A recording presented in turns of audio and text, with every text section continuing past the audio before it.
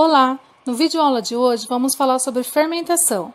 A fermentação é uma fase muito importante na produção do pão, porque é ela que determina a evolução e o crescimento do pão. No processo de fermentação, as leveduras do fermento se alimentam de açúcar, liberando álcool e gás carbônico. O gás carbônico ele contribui para a formação de alvéolos no interior da massa, fazendo com que a massa cresça. Uma boa fermentação resulta em um pão com sabor, aroma e durabilidade. Por isso é tão importante controlar a fermentação do seu pão. Bom, agora que você já aprendeu o que é fermentação, é importante que você saiba fazer a equivalência, a substituição entre o fermento biológico fresco e o fermento biológico seco.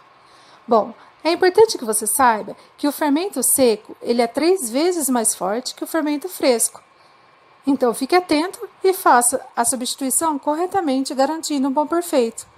Bom, é simples. 10 gramas de fermento seco é igual a 30 gramas de fermento fresco. 15 gramas de fermento seco é igual a 45 gramas de fermento fresco. 20 gramas de fermento seco corresponde a 60 gramas de fermento fresco. Veja um exemplo.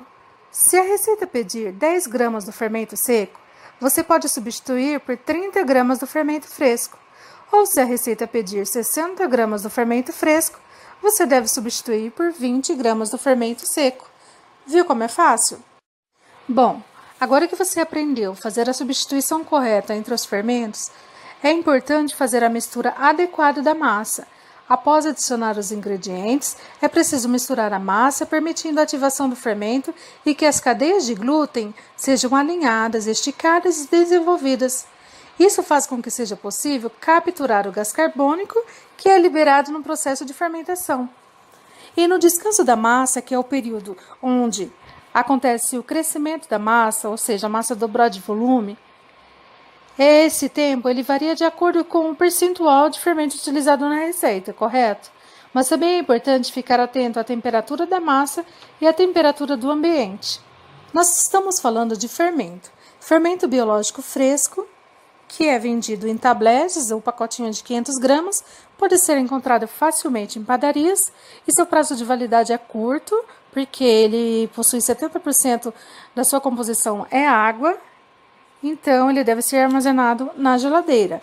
E o fermento biológico seco é encontrado facilmente em padarias, supermercados, em pacotinhos, tem textura granulada e vida útil longa. E o fermento natural? Já ouviu falar? Fermento natural ou fermento caseiro, ele é feito a partir de farinha e água, podendo também conter alguns ingredientes fermentativos, como batata, maçã, cerveja, e o preparo desse fermento leva cerca de 7 dias e deverá ser reforçado regularmente. Bom, você já aprendeu sobre os tipos de fermento, já aprendeu a fazer a substituição e já entendeu o que é fermentação, certo?